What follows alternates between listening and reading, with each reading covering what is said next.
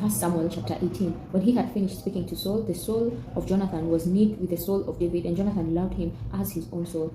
Saul took him that day and wouldn't let him go home to his father's house anymore. Then Jonathan and David made a covenant because he loved him as his own soul. Jonathan stripped himself of the robe that was on him and gave it to David with his clothing, even including his sword, his bow, and his sash. David went out wherever Saul sent him and behaved himself wisely, and Saul set him over the men of war. It was good in the sight of all the people and also in the sight of Saul's servants. As they came, when David returned from the slaughter of the Philistine, the women came out of all the cities of Israel singing and dancing to meet King Saul with tambourines, with joy and the instruments of music. The women sang to one another as they played and said, Saul has slain his thousands and David his 10,000s. Saul was very angry, and this saying displeased him. He said, they have credited David with 10,000s, and they have only credited me with thousands. What can he have more but the kingdom? Saul watched David from that day and forward. On the next day, an evil spirit from God came mightily on Saul, and he prophesied in the middle of the house.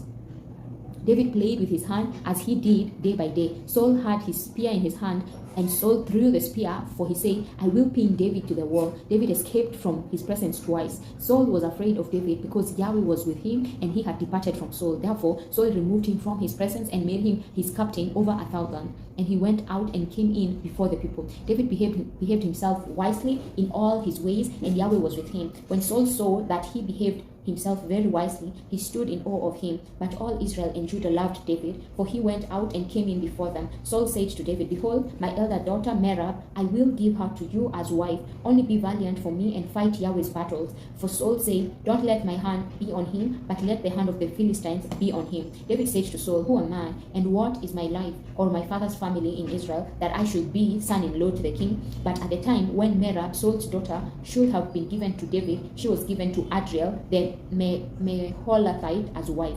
Michal,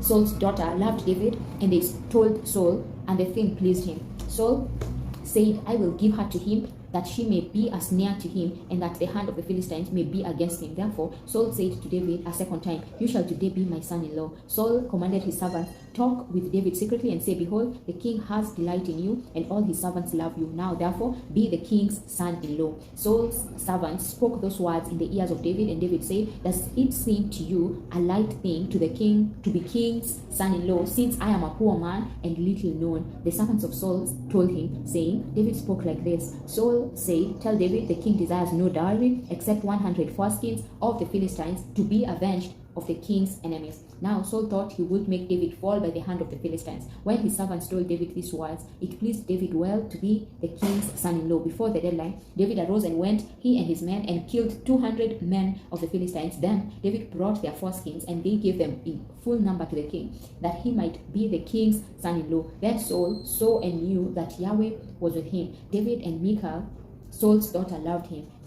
Saul was even more afraid of David, and Saul was David's enemy continually. Then the princes of the Philistines went out, and as often as they went out, David behaved himself more wisely than all the servants of Saul, so that his name was highly esteemed. Amen.